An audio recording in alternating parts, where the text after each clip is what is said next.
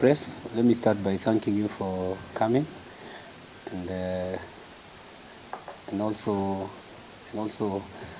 give you time to ask questions concerning the Eric Omondi'S issue and any other issue, yeah, music industry and whatever else you would like me to talk about. First and foremost, I'm sure you saw the whole agenda that Eric Omondi'S was pushing.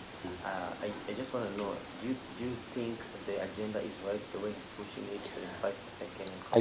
I support whatever Eric, the idea and the project that he is pushing, Eric Omondi is pushing, and it's a fight that we have been having for the longest time.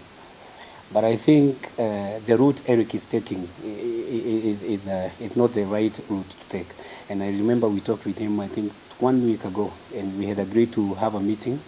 We organized to have a stakeholders meeting so that we can come up with a proposal of what artists want and what we can do and what I can do as a member of parliament to push for the Airplay and other problems they are facing.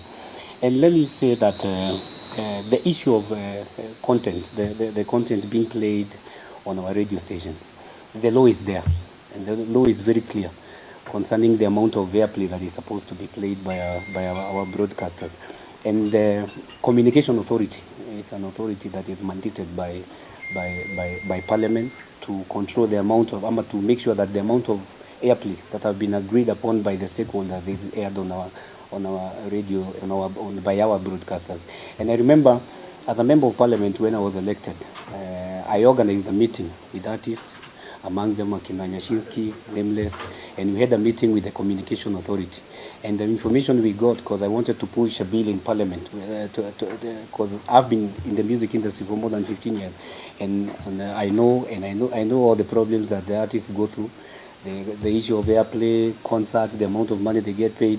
And when we went for that meeting, we were told that the stakeholders, the CA organizes a meeting of stakeholders that happens after every 2 years. And the problem is, as you saw yesterday, what happened to Eric Omondi.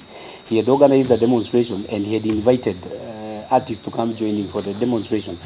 And from what I saw yesterday, none of the Kenyan artists I know that came out for that demonstration.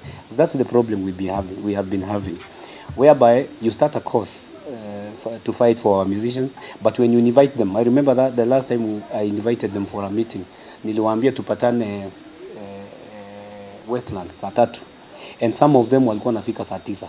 I had to wait for them for more than 7 hours. Mungu anakuambia nilala studio usiku, nilifanya hivi, and we went for that meeting. We were told that as leaders, as some of the leading artists we have in the country, we go for that meeting, because in that meeting the stakeholders need musicians, broadcasters na producers. They are supposed to come for that meeting, wakae chini, wa agree on the amount of content yenye inafaa kuchezwa kwa radio. So even bringing the bill to parliament, that's the wrong route. That's why nimesema Eric anatumia, kwa sababu what we are supposed to do is go for that stakeholders meeting to agree na wasanii, are they able to produce content ya kama yenye Eric anasema ya 75%, because the last meeting we had, CA walituambia artists wa Kenya, most of them, but I didn't agree with them, you can't get the 60% they keep asking for, kwa sababu unapata ile shida tuko nayo as an artist, and I know I've been in the industry for 15 years, tumekosa opinion leaders kwa music industry. I remember during our time, there were people like DJ Pinye, we had people like Clemo, we had people like Musioka, and every time I would produce a song, I would go to them na niwaulize, how is this song, which direction should I take? Lakini siku hizi unapata wasanii, mtu anaamuka anaimba juu ya bibi yake walikosana jana, and expect that song to be played by Kiss on Kiss radio the next day. Unapata mwingine ameamuka anaimba sijui nini na anataka hiyo song ichezwe. So we need to mentor hawa wasanii wanakuja sahi, kwa sababu most artists don't take music as a serious business, kwa sababu ni competition. If Diamond have taken level ya music to level 10, there is no way a broadcaster will play a song that equal level 4. So that's another thing that I think is causing a lot of pain kwa wasanii, kwa sababu unapata hawana mtu anawapatia direction. If I released Kigegeu 10 years ago and it was a monster hit, There is no way you're going to release a song that is worse than Kigeugeu and you expect the media stations to play. So I think ile problem tuko now, and I think we'll organize a stakeholders meeting. We have talked with Akina Frasha, we have talked with Akina Nameless, we have talked with Akina Nyashinsky. We need to hold a stakeholders meeting where we will agree. Are we able to produce content inafika 75%? Kwa sababu for now, me as a member of parliament, artists bring music to me every day. Na ninasikia hii song hata mimi mwenyewe siwezi push. And when you talk to them, you try advise them, wanakuambia hii song ni noma sana, hata ni noma kuliko ile yako. Unanipata? Kwa sababu most of them don't take music serious. Mtu anadhania tu akiingia kwa studio, rap, atoe reggae, afanye nini, that's a hit song. And I don't think and I think that's what is causing all this problem we are seeing we are having now. First, congratulate you for the good work you're doing. And I would like to ask this issue of promoters. For example, vile wanaweka tuseme Omalia amekuja, wanaweka picha kubwa, alafu ya Nyashinsky wanaiweka huko kidogo. What do you say about that? You know, mimi naonanga vitu zingine na cheka. Before I got into the right direction, nilikuwa nachukia wasanii sana. I would think I even hated people like Maina Kageni sana kwa sababu most times they would play Nameless mara 5. You remember that time Kiss used to repeat songs 5 times? And I would keep asking myself nikiwa kwa kasingo room kangu huko Umoja, huyu Nameless kwani anakuanga nani? Why is this song Juju inachezwa mara 10? It's because it's a good song. So I was thinking all the time, hawa watu wanalipangwa kufanya shows. And I remember those days we used to do shows at 3,000. I used to do shows at 3,000 naenda Kisii, and then someone will tell me, Nameless amelipo 120 kuperform Carnival. The same thing you're asking. So after talking to people like Akina Pinye, people who used to advise me, because me I like listening na kuwa advise, hata Akina Big Ted, those are guys that wako na experience mingi sana kwa industry. I released Kigeugeu. Kigeugeu became a monster hit. And I remember hata kama kuna msanii na sio Maringo amefanya shows za nje, ni mimi. Ukienda uulize Burundi, I used to do stadium shows. Na si ati naringa ama nini. And the amount of money I used to get that time, I remember we used to get paid kama 1 million. 1 million that time. Saa hii ni kama 3 million. And I would work with corporate companies kama inaitwa Primus. They would come for me here, wanikujia. They would treat me the same way Omalia na treatiwa hapa. Reason ni nini? My song was big. And music is universal. So there is no you come and tell us ati Omale asibebwa na V8 na mimi Jaguar nilikuwa nabebwa Burundi na V8 kwa sababu my song was big. And I remember there was a time I went to Rwanda na artists wakafanya demonstration that I should not perform. They even blocked me from going to any radio station for interviews. Hata wanasema the other reason they were giving, they were saying that I have not done a collab with them. Yeah? Sijajua wasanii wa huko, I don't respect them because I didn't know them. Hata mimi kwangu nilikuja kama surprise. And I remember the first time I went to Uganda, I didn't know I was that big. So when I went to Uganda, nikapata gari 3. I even asked the promoter, mnakuja na gari 3 because back home I didn't have a car. Nilikuwa na Kasubaru kadogo. I was even asking the promoter, mumenilipa pesa, kwa nini hamkutoa hizi za V8? Munipatie pesa kwa sababu ama Kikuyu. Nikamwambia munipee hii pesa ni bebe. Kwa sababu music ni universal. There is no you can utaniambia ati Kigeugeu ni kubwa TZ. Mimi nienda huko, mimi mwenyewe Diamond ashai nikatengenezea kwa show. Wanaume TMK wamenikatengenezea. And all the time I would go to their country, mimi picha yangu lazima ikuwe kubwa kwa sababu at that time watu walikuwa wanataka kusikia Kigeugeu. So the argument that Nyasha perform after nani? Nyash, I'm not saying that Nyash is your artist so, and I respect him. But my friend, kuna time. Kama sasa mimi hata nikienda show saa hii, I go for a show today. Mimi siwezi itikia kuperform mbele ya nani nyuma ya Otile Brown. Mimi si mjinga. I know watu wanataka kusikiza hiyo song ya Otile Brown. I heard Eric saying yesterday that Omale is an upcoming artist in Nigeria. Nikajiuliza ati Omale ni upcoming artist, Wizkid ni mkubwa. Music inaendanga hivi. There was a time mimi nilikuwa A-list hapa Kenya. Then after some time I realized that's when I joined politics. Hawa Sauti Sol wamenishinda. Kwa nini mimi nilikubali Sauti Sol wamenishinda? And I even stopped singing kwa sababu niliona competition yenye iko na Sauti Sol mimi siwezi compete now. And there was a time mimi nilikuwa na advise Sauti Sol. Nawaambia mtu anafanya. I remember there was a time we went for Safaricom live in Nakuru. Wana perform watu wamewaangalia hivi. That time I was very big, but after some time I realized nimetoa 1 centimeter, sauti solo wametoa sura yako, najaribu kushindana na I even went ahead ya kufanya a remix with Yanya nione kama nitawashinda, kwa sababu mimi nilikuwa kwa music industry kutengeneza pesa. That's why I did the remix. Nao wakakuwa smart wakafanya bado na huyo Yanya, wakanimaliza hivyo. After that mimi huku niona kwa music industry, kwa sababu even today mimi siwezi compete na Otile Brown. The way he sings mimi hata siwezi, by the way, kwa sababu time yangu ni hiyo time iliisha. Kwa hivyo lazima tukubali. Ukisema ati let me give you a very good example. Vernacular radio stations today, they play, let's talk of Kameme radio, they play Kikuyu songs. Ni ukweli? You know, if they play akina Gabu songs, the vernacular Kikuyu musicians will complain. Unajua hivyo? Watawaambia nini? Wacheze ya Kikuyu, si ndio? I remember when I was big, there was a time I would go to Moranga to perform, and I would meet akina Demedio.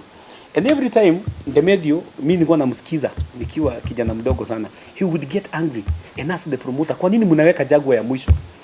But sometimes kwa sababu ya respect nasema wacha ni perform after Demedio. After Demedio, kwa sababu namheshimu kama babangu, wacha amalize. And I would perform na watu wanatoka na mimi. Sasa what's the reason ni kuweke wa mwisho na watu wamekuja kuniona kama Jaguar, kwa sababu ni song yangu ina hit saa hii. So hiyo maneno ya huyu perform wa mwisho, that's why I wrote on Nani's page, Eric Omondi. During my time mimi sikujali nawekwa saa ngapi, and even so Calligraph say the same. What matters kabisa, and that's what I want artists wa Kenya wa learn. Music ni business. It doesn't matter kama una perform saa 10. It doesn't matter kama una perform saa 10. What matters is what you take home. Kwa sababu negotiations ni wewe. I know there was a time unapata msanii ametoa song leo. Song is a hit song, they don't even know. And I'll give you a very good example of Ziki. I did a collab with them. And I remember after that collab, I shot for them the video. Nikawa dress, tukafanya video shoot. I paid for everything. Then after some time I told them, for you to grow, musiende show ya 10,000.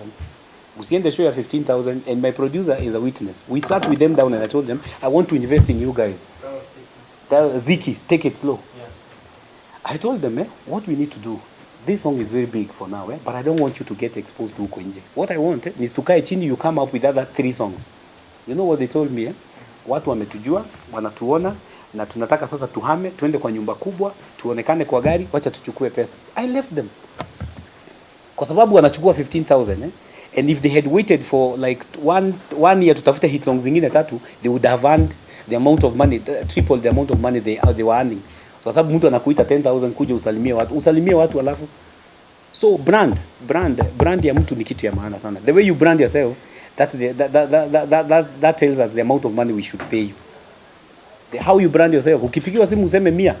Sasa sisi hata tuseme leo, tuseme industry, tusichukue 1 million na mtu mwingine hajalipa nyumba, anataka kulipa nyumba, tutamfanyia nini? Atakwambia umlipie nyumba kwanza. So how you brand yourself tells us how much money tutakulipa. And I think hata ukiuliza, we said that tuliset hiyo time, kwa sababu mimi hungenipigia ati Safaricom, ati kwa sababu ni Safaricom nikuje. Na I remember there was a time tukiwa kama Nakuru, unaambia msanii umelipwa pesa ngapi na ni ngapi analipo, anakataa kupanda stage na asha sign contract. So there is no way I can negotiate for you. Ni wewe ujue brand yako iko namna gani. My name is Nicholas. I have 2 questions for you. One, but then you have very good sentiments concerning Eric Omondi'S issue. But question number 1, does it mean you don't support Eric Omondi'S issue? And number 2, I've heard you talk about Sauti Sol. Inamaanisha kwamba walikumaliza kimuziki ama vipi? No, I didn't say walinimaliza. You see, when I released Kigogo, I'm trying to give you examples that most artists don't and they don't reason that way. Unaona, kwa sababu ni kama tu matatu mpya. If a new mat comes kwa route kama 58, the other ones inaonanga, if you don't take it kujikoni kwanza uitengeneza ikuje compete na hii, there is no way you're going to compete. What I want you to understand ni music ni business, and there are some artists who know that music ni business. Na kuna artists wanajua music ni biashara. Watu kama Bahati, unaona mtu ana invest hapa. Sasa what I meant ni, when I came in, I remember there was a time mimi nilikuwa napenda music sana, and I would go attend concerts za kina that time Nameless was very big, and Juakali, and I would go attend their concert. When I released Kigeugeu, sasa mimi nilikuja juu yao. So mtu either you rebrand yourself ama uachane nayo. That's what I've said. Sasa mimi wakati niliona I saw there is something else I can do. That's when I joined politics. It's not that ati walinimaliza nikaenda nyumbani. I would have gone back, rebranded myself and then come back again. Unaona? That's what I mean. Okay, so yesterday Eric kept on saying Jaguar. Had he told you that anakuja parliament ama? What Eric told me on when was yesterday? Yesterday was Tuesday. What Eric told me on Friday is that they are bringing a bill written by Victoria Kimani. As an artist and a youthful member of parliament, nika decide to mobilize other members of parliament, kina Moha, to wait for him, kwa sababu it's our duty to represent watu na ni vizuri tuchukue, and also tusome na tujue ni nini iko kwa ile bill. If it's something I can push, hakuna haja nikataa. If it is something that would better the industry, siwezi kataa. So wakati Eric alifika, he was to come at 10. So I called him at around 10:30. Nikamuuliza, wewe bado unakama ama tuende shughuli zingine? He told me we are on our way. Sasa wakati alifika aliniambia kuna askari wanamzuia kuingia. That's when Eric alianza kusema Jaguar. Na nataka niseme mimi nilichukua simu ya Eric. Niliona watu wakiandika sikuchukua simu ya Eric, and even called the OCPD for Central when he was arrested, na nikamwambia Eric ni nani, and he apologized kwa sababu alisema he didn't know ni wanafanya demonstration ya music, then they were thinking anakuja kuharibu event ya Governor Kananu who was being sworn in yesterday. You actually apologize for that. Thank you. Then put it straight, mimi ndiye negotiate nani atoke. So yeah, you picked the call. Actually, you are the one having the phone. Thank you. Na nikawaambia they go straight to Nani's office, to the OCPD's office. Sasa hiyo maneno Jaguar hakuchukua kufanya nini? Mimi nachukuanga. And then something I want to put hapa ikuwe straight. You see, I've seen guys on online wanasema Jaguar sijui aliacha sijui alifanya wasanii nini. Mimi I was not elected by artists. Watu wanasaulingi hivyo. And I was not elected by the youth. I have a constituency called Starehe constituency. Iko na wasanii, iko na wamama, iko na wazee. Sasa mimi kushinda ukisema youth, music, hiyo nafanya tu kama venye nilikuwa kwa industry and I have experience. Ni kama kusema ati kwa sababu Honorable James Orengo ni lawyer, kila kitu ikitokea hata demonstration ya lawyer anakuwa hapo. Kwa sababu mimi niko na constituency, niko na kama watu more than 400,000. Na when I got elected, I went to them na nikawauliza shida zao. By the way, the reason wata niliacha music sana music kidogo ni kwa sababu niko na duties mingi sana za kufanyia watu wa Starehe. Kwa hivyo hiyo Jaguar alichaguliwa, hakumbuki wasanii na wakumbuka vizuri sana. Na mimi na advising vibaya sana kwa sababu lazima wachukulie music industry kama business. My name is John from Don Online. And I wanted to ask, we are fighting Eric Omondi'S trying to bring on a bill that is he says that it's going to be a long-term solution for artists. And you as an artist, first of all, what do you think will be the long-lasting decision or segment for you see, there is something I want you to understand. I don't know why people keep thinking that the music industry has problems. And I think that's why some of the artists are angry with Eric Omondi. Because of the way he's putting it, it's like no artist is able to survive on the amount of money they earn from the music industry. I want to ask you a simple question. When I was an artist, for me, I used to earn 500,000 per show. Kama mimi niko na mind ya kuinvest, how many people washaishika 500,000? So if you get the 500 shillings, uone ununue Range Rover, uhamie Kilimani, ukuange unakunya kila siku, sisi hatuwezi kuja kukusaidia. So there is no way utakuwa mnalia kila siku parliament. Sasa tukianza mashida, hakuna biashara haina shida, hata hii yenu. Tukisema wale wako na shida wainue mkono, mtainua nyinyi wote, ama ni uongo? Sasa let me advise artists, niwaambie saa hii, hakuna industry iko na pesa kuliko hii ya music industry. Hakuna. Once they take it as a business, waichukulie kama business, watatengeneza pesa. Because if you make 500, uinvest kwa biashara nyingine. Even me as a member of parliament, let's say I earn 1 million shillings. If I don't invest and I don't get re-elected, wewe utakuwa unanipata wapi? Utakuwa unanipata nazunguka hapo. So it's for them. When you are an early artist, we invest your money. Maneno ya kusema bill iletwe, bill ifanye, and I've told you the law is there.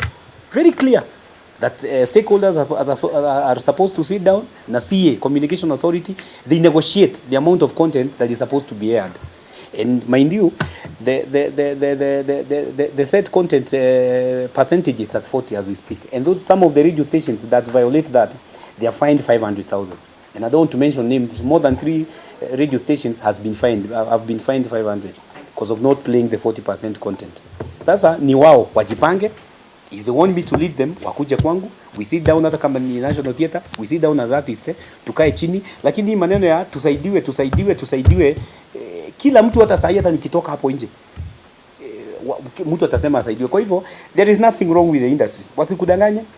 Wasikudanganye, it's how they spend their money. Na unapata someone who is an artist, an upcoming artist, hataki kuitwa upcoming artist, anakwambia, I meet a lot of them outside hapo.